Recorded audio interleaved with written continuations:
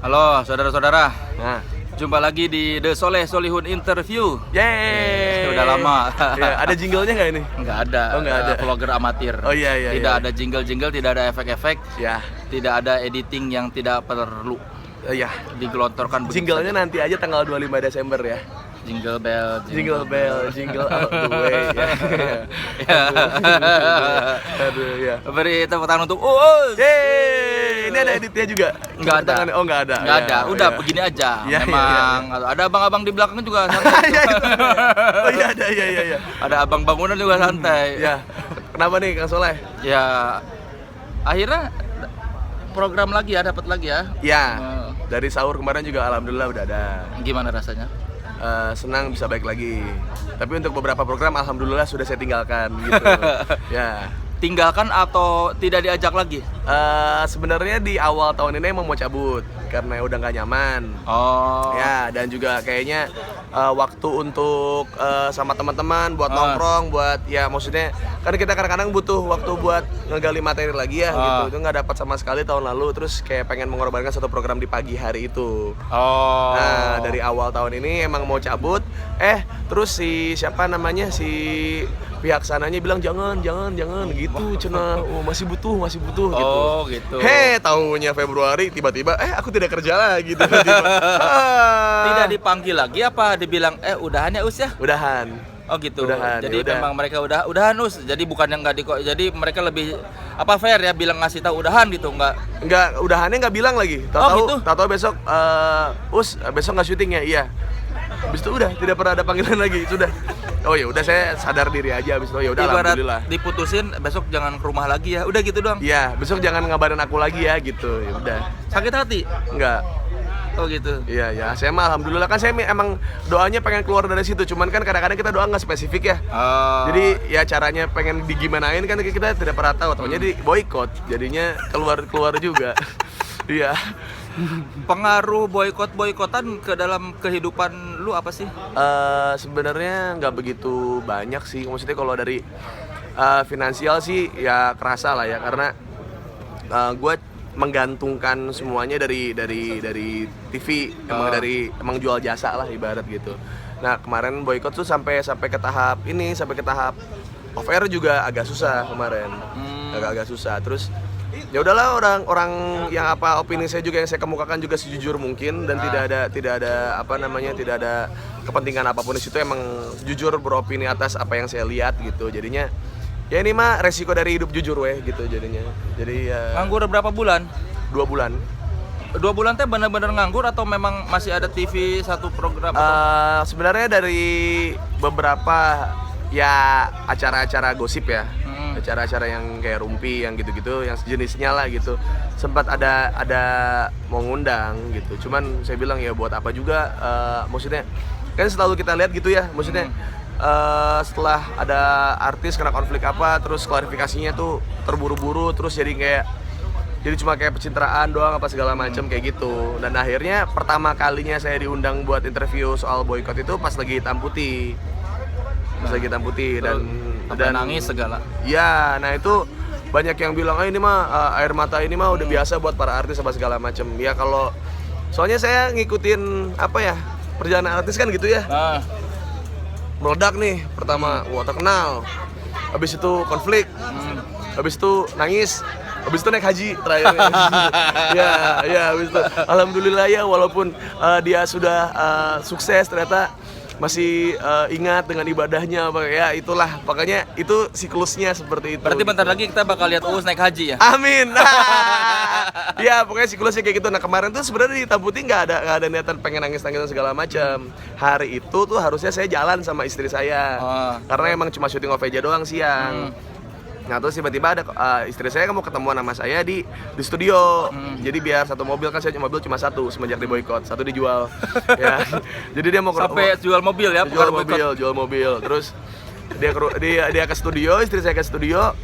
Terus ayo ya berangkat. Nah manajer saya ngabarin, terus kalau hari ini hitam putih bisa atau enggak gitu. Terus oh ya udah boleh lah gitu, saya bilang dulu ke istri. Gimana bun, nggak jadi di cancel, perginya besok aja gimana? Oh ya udah nggak apa-apa, syuting aja gitu. Udah akhirnya saya syuting. nggak ada arah mau ke situ, ke ngomongin istri segala macam. Cuman Dedi udah bilang dari awal kayak, ini gue bakal nanya-nanya nih apa segala macam. Dan dia berpesan sama gue kayak jangan melawan yang radikal lah, nggak bakal ada habisnya dibilang.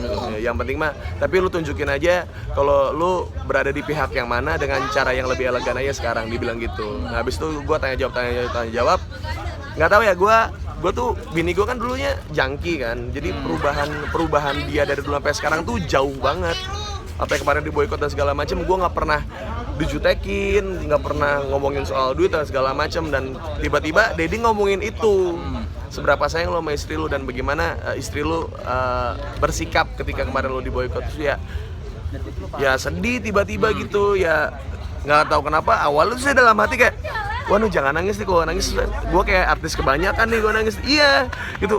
Tapi emang apa ya, gue ngerasain di rumah gitu, ngelihat dia perubahannya dulu yang wah cueknya secuek-cueknya, terus tiba-tiba jadi yang pedulian, yang gue juga lagi main PS gitu disuapin walaupun gak kerja gitu segala macem. Jadi kerikol gitu yang kemarin-kemarin, terus ya cirambai gitu, nangis tiba-tiba gitu. Kalau sekarang ngelihat video lu lagi nangis di hitam putih, apa rasanya? Malu. Aduh aing teh. Jadi teh orang teh kan dari awal jadi artis teh gua mah nggak pengen kayak artis-artis yang lain gitu. Jangan stereotype. Ya nggak pengen ikut-ikutan masuk gosip, nggak pengen kayak cari-cari sensasi segala macam gitu. Saya mau cari cewek yang biasa aja, nggak pengen nyari artis lah gitu. Nggak taunya pas dapet yang biasa aja di blow up. Oh ceweknya tatoan apa segala macam, jadi masalah. Terus akhirnya kan istri saya kan nggak pernah tahu sosial media sejahat ini ya gitu. Terus dia dibilang sama netizen saat itu yang pakai jilbab gitu ya, ini mah cewek gini, cewek murahan gini mah nggak cocok buat dinikahin, cewek murahan gini mah apa segala, wah banyak lah gitu. Sampai dia nanya ke saya, ya yang aku tahu kan di hidup aku cewek jilbab tuh kan pasti baik ya, kok komennya kayak gini ya, gimana? Sok ngejelasinnya gimana ke orang yang awam secara kayak gitu kan. Ya udah akhirnya isu pertama tuh yang K-pop, itu teh awalnya dari situ.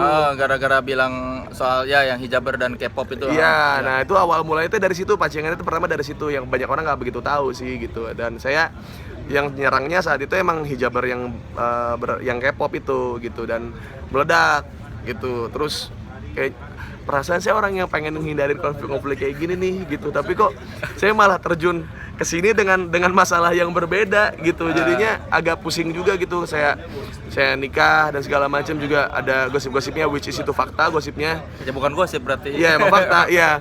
Cuman saya ya udahlah, saya mah terbuka aja, memang anak saya dibuat secara kebarat-baratan gitu. Ya, jadi anak saya itu orang timur yang dibuat secara kebarat-baratan lah ibaratnya gitu. Itu juga udah pernah saya kesampaikan di TV waktu itu. Saya udah pernah ngomong juga gitu. Terus sebelumnya orang-orang tuh kayak sok-sokan gitu yang ini mah paling anaknya hamil di luar nikah gitu. Lihat aja ntar gitu. Pas udah saya kasih tahu, terus netizennya tahu nggak ngomongnya apa? Kayak gitu kan aib, nggak boleh dikasih tahu itu. Ya Allah. Tadi ngomong gitu. Iya gitu. Kang Soleh, pokoknya netizen teh, aduh, apa ya, kita jujur salah, kita bohong teh ditunggu-tunggu sampai bohongnya teh terbongkar gitu. Jadi gimana ya gitu. Jadi ya udah, saya memilih untuk di saat itu udah hidupnya pengen jujur aja gitu. Jadi ya saya di boykot pun ya saya mah cuma bilang ini mah resiko dari hidup jujur, ya sudah gitu. Berarti nggak ada lagi aib ya, maksudnya kasarnya lah. Ya. Semua yang ini udah pernah diceritain ya. Iya, karena saya berprinsip kayak gini Kang, kayak kan katanya tutuplah aib serapat mungkin, ya kan, biar nanti Allah yang bakal nutupin itu semua kan gitu. Tapi kan ada saatnya aib itu tercium. Serapat-rapat apa kita nutup aib pasti akan tercium juga, bukan gitu. Nah saya mah pengennya ngomong jujur aja dari awal, daripada nanti saya nutupin aib terus kebongkar saya nggak bisa jujur. Jadi kalau udah ini mah ya udah, emang udah pernah ngomong kok. Iya gitu. Jadi tapi istri nggak masalah. Nah itu untuk untuk ngobrolin itu pun juga obrolannya agak panjang dan apa ya, itu soal prinsip saya kan. Dan waktu saya deket sama dia tuh dia jarang nanya-nanya soal saya gitu. Jadi pas ya karena saya sibuk buat ngurus dia saat itu yang sakau dan itu segala macam. Jadinya pas nikah saya nunjukin siapa saya, dia agak kaget gitu. Perasaan kan cowok kan gini gitu. Kan cowok kan gini gitu. Ya mungkin yang emang nggak semua cowok sama gitu. Sedangkan di kepala dia tuh ya mungkin kan yang posisi dia juga kan sudah pernah menikah dulu kan gitu. Jadi mungkin rasa pahitnya ke lihat laki-laki itu kayak semuanya sama aja lah gitu. Jadi itu yang agak susah ngerubahnya. Iya, tapi istri ini nggak maksudnya ngingetin nggak setelah kejadian kasus K-pop terus kasus si boykot-boykotan, ngingetin nggak hati-hati ngomong di sosial media atau memang ya udahlah gimana? Malah kemarin istri bilang kayak gini kayak ya apapun yang kamu lakuin aja untuk kamu menjadi diri kamu sendiri gitu, karena diri kamu inilah yang udah nolong aku sampai saat ini gitu, bukan orang lain gitu. Jadi ya sudah saat itu ya sudah gitu. Makasih ya Bunda udah pengertiannya, ya udah gitu. Jadi paling pengertian ya, dia tuh orang paling Iya, pengertian. jadi dari orang paling nggak peduli jadi orang paling pengertian. Itu saya ngelihat. Makanya saya dari awal tidak mencari istri terbaik, tapi saya mencari istri yang membaik dan membuat saya menjadi lebih baik gitu sih. Orang tua nggak komentar apa-apa soal ini, aduh anak cari masalah mulu dari zaman K-pop apa sampai kemudian diboykot. Itu kalau waktu ada sempet sih kayak kalau orang tua kan emang dapat asupannya dari saya gitu. Dan kalau mama sih sebenarnya tahu siapa saya yang ya si yang ama pasti bakal tenang lah gitu. Nah bokap kan nggak kerja, jadi menggantungkan sama saya. Yang uring-uring kan doi.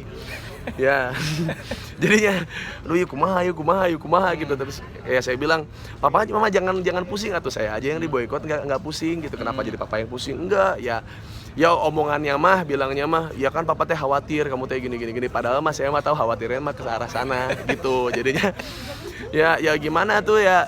Ini suatu proses di mana saya menghargai diri saya sendiri sih gitu. Jadi saya dapat rezeki sampai saat ini karena jujur gitu, karena saya mencoba untuk menjadi diri saya sendiri, dan itu adalah jujur definisinya. Dan ketika saya dapat duit, terus saya disuruh untuk jangan jujur lagi, jujur teh ngerugiin lu gitu, ya nggak mau tuh saya mah gitu. Walaupun karena katanya ya jangan semua dikeluarin lah. Ya jujur harus, tapi nggak semua perlu diungkapkan. Ya itu salah satu hal, banyak yang ngomong gitu juga ke saya gitu. Dan menurut saya apa yang saya ungkapkan sebenarnya kalau mau ditindak dalam UU ITE tidak ada ofensifnya sama sekali. Karena itu mah asumsi yang dijadikan fakta di kepala mereka semua gitu, yang which is dari secara bahasa ada yang bilang kayak tolong dong kalau ngomong tuh di filter. Ya itu kan saya sudah pakai sarkas kan sudah di filter Kang Soleh. Ya kan, kalau Anda kan kita saya sastra nih. Kamu juga kan jurnalistik ya. Kalau sudah sarkas kan berarti sudah difilter ceritanya ya. Tapi minta diperhalus lagi ini teh gimana gitu. Jadinya agak rancu ke situ. Tapi saya sih sebenarnya yang pengen saya pertegas di dunia entertain ini adalah tolong jangan stereotyping semua artis teh si artis ini mah bohong, si artis ini mah pencitraan. Enggak, aing mah pengen jadi aing gitu. Enggak pengen jadi orang lain gitu. Enggak ada pencitraan. Enggak ada. Pencitraannya pencitraan apa adanya gitu. Apa adanya aja. Makanya saya kadang-kadang suka banyak orang-orang yang si Usma nggak lucu segala macam. Ya karena saya mah ya tahu itu nggak lucu, cuman saya nggak ada bahan lain gitu. Ya jujur, ya saya cuma punya ini gitu sampai di titik itu gitu. Oh berarti itu tuh ngebiayain dua keluarga? Iya. Keluarga sendiri dan orang tua? Iya. Dari kapan ngebiayain orang tua? Dari kuliah. Emang dulu kerja apa kuliah? Dari pemain basket. Dulu cabut-cabutan. Atlet bayaran? Iya atlet cabutan. Tarkam. Iya. Oh jadi ada klub apa tanding dibayar? Iya dibayar. Terus kalau lagi dibayar berapa satu kali pertandingan? Enggak satu kali pertandingan, jadi kan ada TC-nya, ada latihannya dulu tuh, seminggu sebelum tanding latihan dulu, habis itu tanding segala macam. Paling kalau juara 15 juta lah pulang. Sebulan gitu? Enggak sebulan sih, maksudnya habis beres pertandingan 15 juta megangnya duitnya. Oh gede dong. Lumayan. Habis itu saya cedera, habis itu saya jadi siaran radio habis itu. Oh emang dulu pernah cita-cita jadi atlet? Pengen banget. Ya karena sebenarnya udah jadi atlet sih ya. Udah. Dan saya pas mau ke NBL ada cedera ini yang menurut saya. Apa cedera? Yang ini di pangkal pinggul. Jadi waktu itu saya pernah sampai si uratnya ketarik dari leher sampai betis. Aduh. Jadi saya kalau lagi sholat itu ruku nggak bisa. Sampai sekarang? Kalau sekarang udah bisa, maksudnya. Kalau dulu sampai segitunya. Cedera kenapa? Gara-gara jatuh tuh? Overtrain. Oh, terlalu sering latihan. Terus nutrisinya nggak kejaga. Oh. Kan dulu mengakos teh hese hirupna nya gitu. Jadinya berapa tahun jadi atlet? Dari SMA SMA teh berarti 2007 ya, 2007 sampai 2012 lah. Jadi dari SMA udah membiayai orang tua? Ya, enggak, dari kuliah. Oh, dari kuliah ya maksudnya. 2010 teh kan saya udah stop. Si bokap bangkrut. Terus usaha atau? Ya ini kan dapat dari pensiun dini di Telkom, terus duitnya tidak dikelola dengan baik, 2 tahun teh habis gitu. Terus ya sudah, jadi saya cuma dikasih duitnya buat semesteran hungkul, sisanya buat per bulannya sendiri, sorangan weh. Ya Akhirnya jadi atlet. jadi atlet. Pas saya cedera teh tuh stres pisan. Makanya saya pernah ada orang tahu saya pernah ateis itu. Itu gara-gara itu. Ya gimana tuh, udah latihan tiap hari, puasa Senin Kemis rajin, sholat 5 waktu, pas lagi tanding dikasih cedera di pertandingan awal, kumaha. Wah, eta mah langsung dar, mana cenah usaha teh, usaha jeung doa cenah langsung hasil mana gitu. Kecewa teh. Berapa lama jadi ateis? 6 bulan. Apa yang bikin balik lagi jadi percaya Tuhan? Pas saya masuk radio. Soalnya saya waktu itu pernah ngomong waktu saya kecil SD, apa yang jadi penyiar radio lucu deh gitu. Dengerin siapa waktu itu, Desta kalau salah, Desta Mari Daging kalau salah. Kayak lucu deh jadi penyiar radio gitu. Pas itu saya jadi penyiar radio, keterimanya di Ardan. Radio nomor 1 Bandung teh kan gitu. Maksudnya semua orang teh pengen masuk situ gitu. Terus saya yang masuk jadi kayak, wah ini mah kayaknya mah Allah teh ngasih ngijabah doa teh pas emang saatnya gitu. Bukan pas mana butuh, tapi pas emang udah saatnya gitu. Susah nggak tes masuk Ardan? Masuk Ardan susah, tapi yang image-nya sporty orang hungkul. Gitu. Jadi orang teh jadi oh nih yang lain mah asa pengen jadi penyiar KB teh boga kahirupan gitu. Si Uus mah atlet dulunya gitu. Jadi bisa ada hal yang bisa dibagi gitu, dan image-nya teh sporty gitu. Jadi siaran masuk setiap hari apa? Dulu teh tiap malam Siliwangi jam 11 sampai jam 2, jam 12 sampai jam 2. Oh, setiap hari? Senin sampai Jumat. Iya. Sendirian sama produser ada. Ngomongin apa maksudnya siaran sendirian tuh? Ngomongin itu kan Siliwangi teh siapin selimut wangi. Oh, itu siapin selimut wangi. Siapin selimut wangi. Terus jadi isinya mah cuma salam-salam. Terus ieu teh geuning penyiar radio ya, sadar. Kamu kenapa belum bisa tidur? Pengayom peneman tidur orang-orang kesepian. Iya, ngomong, suaranya itu harus ngomong gitu. Nah, tapi saya teh nggak nyaman. Nah, itu tuh sempat berantem berapa kali gara-gara saya teh heureuy di program itu teh. Tapi yang lama-lama teh dibiarin gitu. Akhirnya heureuy. Berapa isinya. tahun? 2 tahun di Ardan. Terus di Ardan 2 tahun. Kenapa berhentinya? Ribut sama atasan. Karena saya dibilang nggak ada progres pas lagi siaran. Terus saya tanya, emang siaran saya gimana gitu? Nggak, ini kata si ini, siaran kamu teh gini gitu. Terus, kamu nggak dengerin nggak siaran saya? Oh, saya emang nggak butuh dengerin, saya mah udah ada yang ngadu semuanya nih gitu. Ya, kemana dengerin nggak gitu? Ya enggak. Yang kenapa ngejudge atuh kalau nggak tahu mah Iyalah, gitu. harusnya dengerin dulu. Iya, langsung dari situ Dianggap ribut dianggap ngelawan, out gitu. Terus gimana dong? Ya udah, cabut dari Ardan. orang tadi abis itu di blacklist setahun Di Ardan. dari semua radio di Bandung. Gara-gara itu teh. Makanya pas diboikot, sudah tidak kaget. Nah, kan semua ada sejarahnya, Bro. Berulang. Iya, berulang, cuman beda masifnya gitu. Dulu mah se-Bandung, ayeuna mah se-Indonesia gitu. Jadi ya udah nggak aneh dengan blacklist atau boykot. Iya, karena saya mah sebelum saya akhirnya ribut pun ya saya udah ngikutin apa yang mereka mau gitu. Udah ini ikut gitu sampai saya LS Streetball harusnya jadi All Star lah gitu di divisi Bandung. Sampai saya harus ikut reportase yang which is saya teh waktu itu lagi di grounded. Nggak boleh siaran, nggak boleh reportase karena saat itu nggak ada yang bisa reportase. Saya lagi basket, diminta reportase, so kumaha. Dipaksa sampai diancam karir lah apa segala macam, sampai diancam-ancam gitu. Ya udah saya tinggalin basketnya, saya reportase. Sampai sekarang jadi keheul we ke Ardan teh gitu. Gara-gara mengorbankan basket saat itu tuh. Soalnya pas saya emang lagi di grounded dan nggak berhak buat nggak punya kewajiban buat reportase gitu. Tapi kok aneh di grounded tapi ditugaskan. Soalnya yang lain pada nggak bisa. Tapi grounded nggak dicabut hukumannya, tetap dihukum. Tapi orang tidak reportase kumaha tah. Aneh kan emang Bandung tah. Nah, kehead tah eta. Keheul pisan soalna eta teh. Tapi beres 2 tahun di Ardan terus sama siapa aja? ke stand up habis itu. Oh, langsung ikutan suca, Iya, suci. suci. Soalnya waktu itu teh pilihannya cuma 2. Kalau mau jadi penyiar pagi di Bandung, Apa? lucu atau ngondek. Nah, milih nu mana? Nah, orang mah milih lucu. Ya, udah habis itu teh ikut stand up. Biar membuktikan bahwa diri lucu. Diri teh lucu dan yang waktu itu teh ngondek-ngondek teh menguasai pasar di Bandung, ya kan, punya gengnya sendiri, punya bahkan kalau maneh ngondek dibayarin lebih mahal, edan teu. Iya, misalnya saya normal nge-MC 1 juta. Ngondek 1.500.000. Jadi teh nepi ka maksudnya baturan nu cowok gitu. Gak ngondek-ngondek kan? Di ngondek-ngondekin biar duit teh masuk. Nah, orang mah dari dulu juga geus heuras gitu. Dari dulu juga nggak pengen ikutin maunya pasar gitu dari dulu teh. Jadi tidak kaget gitu kalau orangnya, makanya pas kemarin boykot segala macam orang teh nggak kaget, orang nggak ada yang bilang lu si us nggak ada. Anak-anak cuma dari dulu juga gitu. ya Daus mah nggak berubah dari dulu teh, ya gitu aja lah mana mah gitu. Cuman beda tempat berpijaknya sekarang. Iya, beda skalanya sekarang. Skala gitu. nasional. Ya, Berarti stand up comedy menyelamatkan hidup. kurang lebih.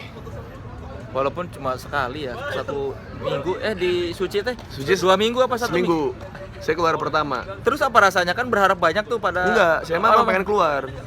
Karena Fake. fake kenapa? Jadi waktu itu teh di antara saya harus milih nih. Saat itu kan saya butuh uang. Ya kan saya tahu tadi ceritakan Ya, saya harus ngebayarin segala macem. Tapi saya teh tahu jahatnya TV. Kalau jahatnya TV teh kalau udah dibentuk begini ya bakal begini terus. Ya, misalkan gitu, sesar. Image-nya joget, ya kalau dia verbal orang teh nggak terima. Karena mana mah geus we joget gitu. Nah di Kompas teh sudah dibentuk. Si Uus teh ganteng, si Uus teh suka nge-rap, nah itu teh saya tidak punya materi itu, dan ditambah lagi saya tidak boleh punya materi pelesetan. Oh. Ya dari situ kayak wah, saya mah dibanding industri, dibanding bisnis, saya lebih penting menyelamatkan diri saya. Jadi sengaja dijelek-jelekin. Ya nggak dijelekin sih, dipanjangin. Oh, gitu. durasi. Kan jelek enggaknya mah itu mah subjektif ya gitu. Tapi Jadi kalau saya over durasi udah pasti salah gitu. Jadi saya over durasinya. Memang plesetan dapat dari mana?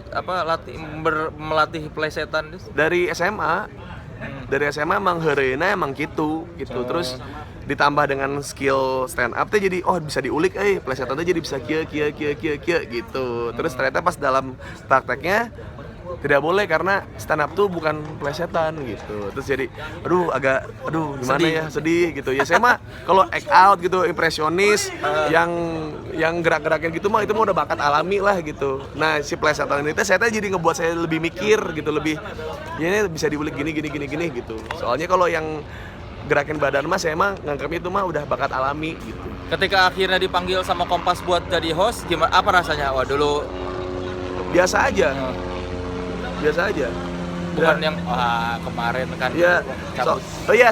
Semenjak yang basketnya jadi artis ya, kan saya pernah kecewa banget ya. Jadi saya teh nggak pernah expect apapun di hidup saya. Jadi terus besok nge-MC award. Oh ya udah nggak ada. Wes asik besok nge-host award orang kudu stole the show, orang kudu membuat semua orang tertawa, nggak ada gitu. Jadi udah apa yang bisa dijalanin ya udah dikerjain gitu. Jadi pas jadi host, oh iya siap. Ya udah besok jam berapa gini, udah berangkat, udah nggak ada euforia apa gitu. Terus di belakang panggung yang aduh gua nge-host gimana ya, enggak. Jadi udahlah, gua teh udah ngorbanin banyak hal untuk jadi diri sendiri. Terus saat orang bisa jadi diri sendiri sepenuhnya, kenapa harus ragu gitu? Ya udah maju aja gitu. Terus ke waktu kan banyak haters di internet, pernah ada yang ngomong langsung nggak? Nggak ada. Satu pun nggak pernah ada. Nggak ada. Maki-maki gitu apa orang neriakin di jalan. Malah pas kejadian boykot kemarin yang terjadi ya di jalanan, ada yang nyapa, Bang Uus semangat ya gitu. Ada lagi yang Bang Uus mereka mah nggak kenal Bang Uus gitu. Terus ada lagi yang paling sering ya, saya kan suka beli rokok di kelontong gitu kan, terus numpang ngerokok sebatang gitu di depan situ. Ya tukang parkir gitu, atau enggak tukang nasi goreng yang ada di sekitar situ gitu, duduk bareng gitu. Wah kasihan ya Kang Uus ya gitu. Kok kenapa kasihan sama saya gitu? Ya Kang Uus jadi nggak bisa kerja lagi gitu. Itu mah jahat, udah sampai motong rezeki orang mah gitu. ya biarin aja tuh, kalau kalau itu mah ngebuat mereka puas gitu, merasa besar dengan cara mereka mah ya nggak apa-apa saya mah gitu. Lagian juga ini mah resiko saya beropini dengan apa yang menurut saya rasain gitu. Lagian saya juga nggak suka Kang sama gini. Oh jadi cerita sering banget gitu terjadi. Jadi lebih banyak yang empati ya. Kalau aslinya nggak ada Iya, yang maki-maki cuma di internet. Enggak, soalnya kan mereka di sini mereka mengatasnamakan satu pihak kan. Nah kalau misalnya mereka menunjukkan itu secara langsung, kredibilitasnya turun. Gitu, jadinya mereka cuma menunjukkan itu tuh di internet gitu. Jadinya sejauh ini sih alhamdulillah nggak pernah sampai yang, oh ya pernah sih ada yang misalnya di waktu itu di H&M apa di mana gitu, ada yang mau foto, terus ibunya tuh ngomong gitu ke anaknya, Kak itu ada Uus mau foto nggak gitu sih, istri saya yang dengar, foto nggak, ngapain gitu. Iya pernah sih gitu, ya ada.